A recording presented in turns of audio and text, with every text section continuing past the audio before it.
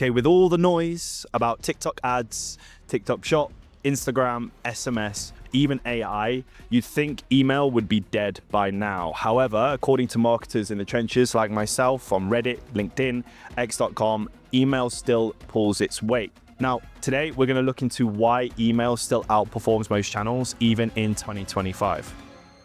Hi, my name's Daniel. I'm with Jordan Hayes, the CEO at Hayes Media. I'm head of retention at Hayes Media as well. And today we're going to be talking about why email still dominates in 2025. And now a couple of quotes that I pulled from Reddit just before this podcast. One of them is from our digital marketing. And it's one of the things is ownership. One of the quotes was, email, it's your list and you own it. Email is still unmatched. I want to caveat to this, Jordan, because yes, you own your email list, but Google, Yahoo, who's the other one? MSN, AOL, Outlook. Technically, you own the list, but you're using their channels to communicate through, right? At least as far as I'm aware of, most of today that's the main majority of channels. So yeah, what's your thoughts? Do you think that email is still the most resilient channel in 2025, even the fact that we don't completely own it? Yes, because you own your list and you have those emails and addresses. Yes, you're playing within the rules of Gmail and spam and everything else. For me, it's easier to play by those rules, and you're not going to get Gmail aren't just going to ban you, right? It's not like Meta where your ad account could get banned tomorrow. And even if you have a strong organic presence on Instagram, your Instagram account could also get banned and you could lose your social media. I've seen that happen. So yes, email is still the strongest channel. You do own it, but you have to play by the rules of Gmail, Yahoo, all these, email inboxes. Yeah, I actually have had personal experiences of my ad accounts being banned. And I don't know, maybe it's different if you become a partner, but it's actually almost, at least for me, with my personal account, it was almost impossible to get it unbanned. It's still banned today. It was banned because someone hacked my Facebook account and someone launched ads on it, which again is a common issue as well. But yeah, I still can't get it unbanned.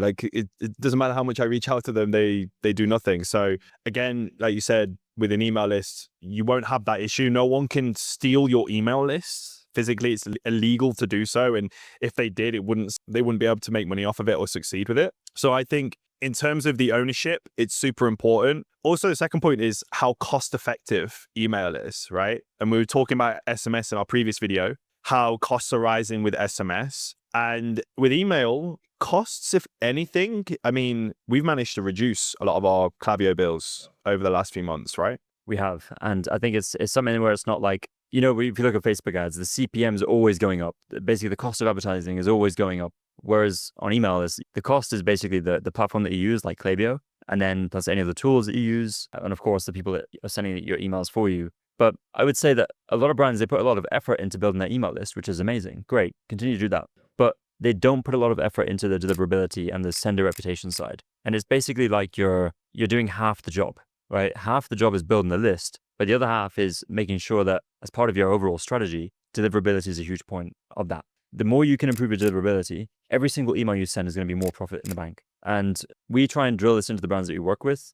From my experience, the brands that are doing 8 figures and 9 figures, they see deliverability as an investment rather than a cost because they know that there's a direct ROI. Even if it's not trackable, it's happening.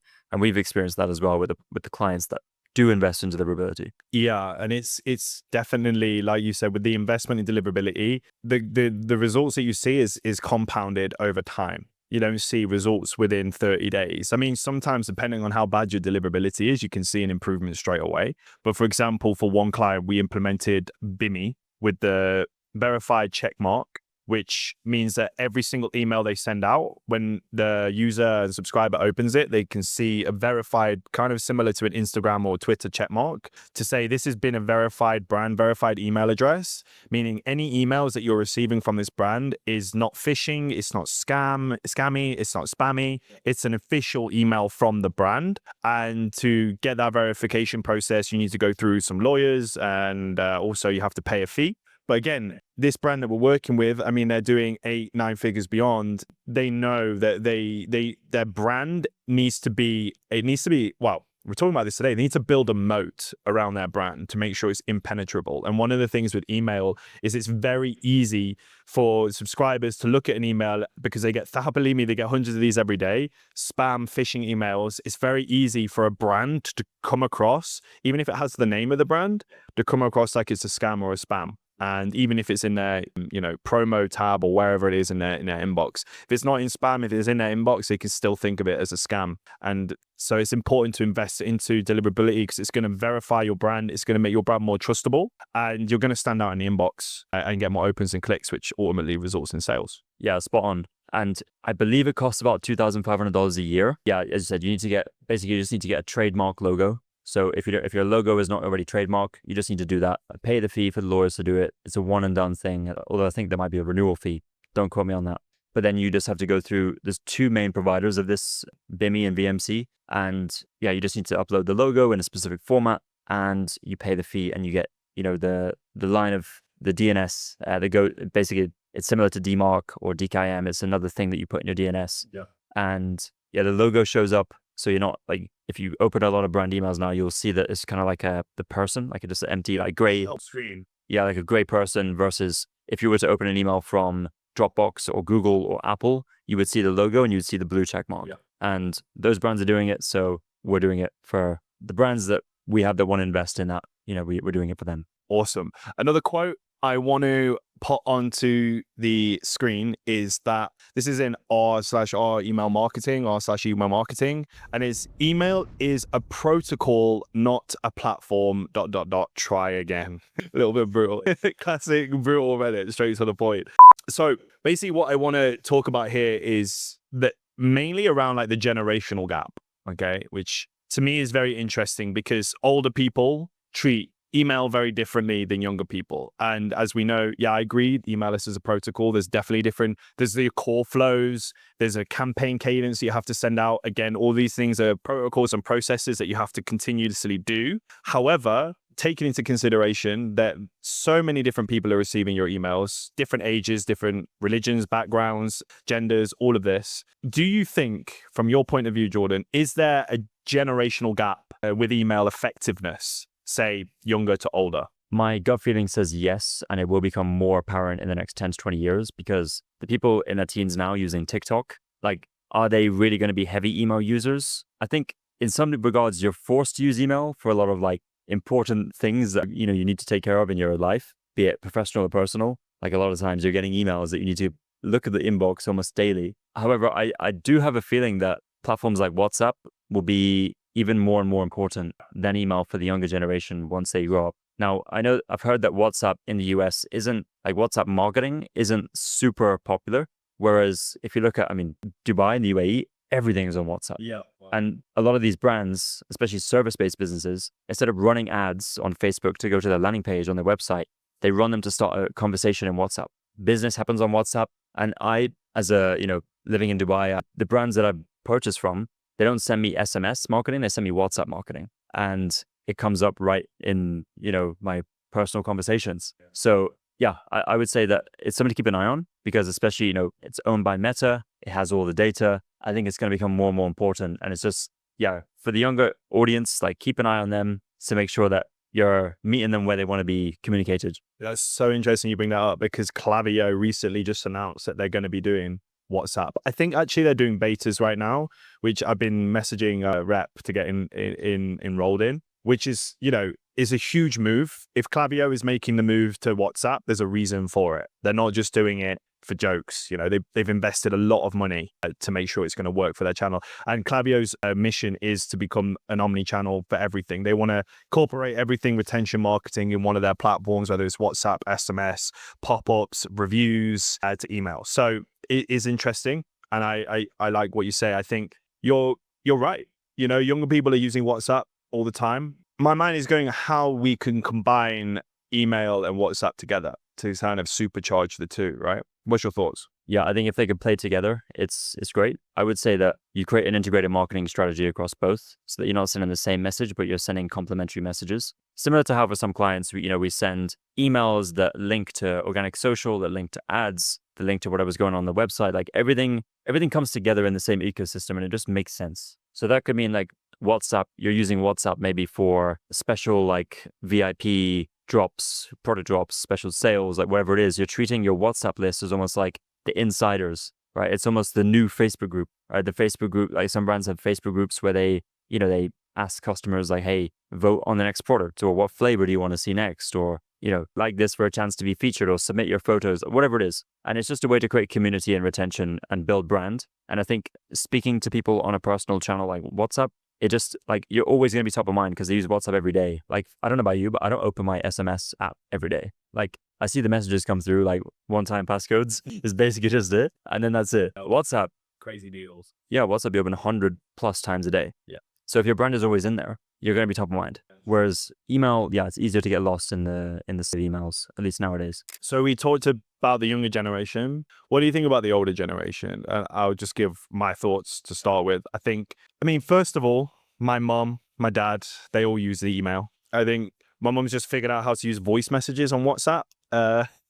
It's always funny. It's just like some random pause for like 10 seconds while she's trying to gather her thoughts, or I don't know, something knocks at the door and she has to go get it and she doesn't realize she's still recording the message. Opposite of that, yeah, she still uses email. And I think with the older generation, they're definitely obviously using WhatsApp as well. And I think email specifically, they're going to be more, and direct mail actually, they're going to be more inclined to trust and keep on using. I know that older people are more skeptical around like the emails they receive, like whether it's scam or spam. So it's important to make like with personalization and make it more like your copy sound not scammy, not salesy, but like conversational. I think is going to be super important, especially towards the older generation. You want to be offering a lot of value, showing them like speaking in their language, the way they think, doing a lot of research into your demographic and how the older generation perform in your demographic. And then direct mail, tapping into that more. We've seen really good results, especially for brands that have like an older audience. We've seen very good results with direct mail. I guess it's just old school, Yeah, direct mail is an interesting one. Maybe as for a separate video, we can go into direct mail strategy and how, who you should send to and how you should even do like batch testing to make sure that direct mail works for you before you do like mass scale direct mail. So speaking a lot about the generational gap, younger versus older, I guess the question I want to ask is, how should email strategy shift in order to stay relevant with these different, I guess, demographics, age groups, whatever you want to call them? And I guess, where does AI come into this, right? Because we spoke about AI in a lot of other videos. How do you feel? I mean, yeah, I guess like how would you shift your strategy if you're talking to a younger audience versus an older audience? Yeah, so I've been diving a lot recently into AI agents. There's a video coming out, it might be before this one or after this one, that I've recorded on an AI agent, 2 AI agents that we built here at Hays to do market research, which delivers weekly insights about the brand. Basically, what it does is it spots what's being talked about the brand in real time. So if someone tweets something negative, or, those crazy tweets that go viral out of nowhere and you don't spot it until it's too late, for example. Another AI agent was competitor analysis and finding out like what our competitors are currently focused on. And the crazy thing is, I mean, I did this a case study for Skims, and you'll be able to see it in the video.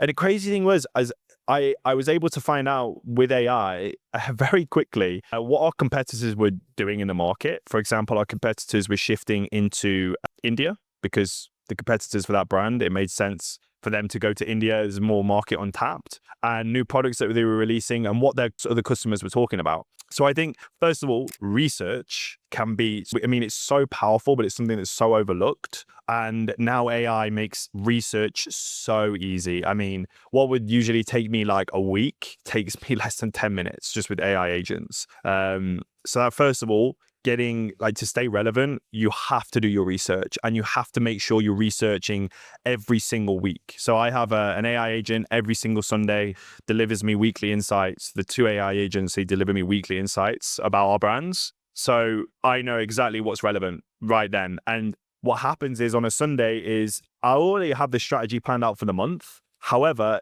I adjust the strategy based on what is relevant now. And that's what everyone should be doing. No one should be fixed to a content calendar a month beforehand and never change the content calendar. It's like, no, you need to know what's going on inside your market and adapt and change it for that. Because anything can change in a drop of a hat. Yeah, I love that. I think it's a great way to focus on your brand and what your customers want and what you know they want, but also to stay in the know about what's currently happening in the market. And it could be like an external event that then you can plug into your marketing strategy and send a campaign out, and it's very relevant, it's very on brand, create a moment out of that. Or it could be something like consumer demand or sentiment is changing about something, and then you tweak your strategy based off how your customers are feeling. There's multiple ways you can go about it. So yeah, I love that. Another point I wanted to bring on about staying relevant is that was talking about campaigns, specifically the research going into campaigns. How do you stay relevant with flows? I mean, there's so many brands out there, they've set their flows up a year ago and all they're doing is A/B testing their subject lines or little bits of content. And one of the things we're testing out right now is an AI which essentially sends for the flows. Every email is personalized based on the customer behavior. So what AI can do is it can track how your subscribers are behaving individually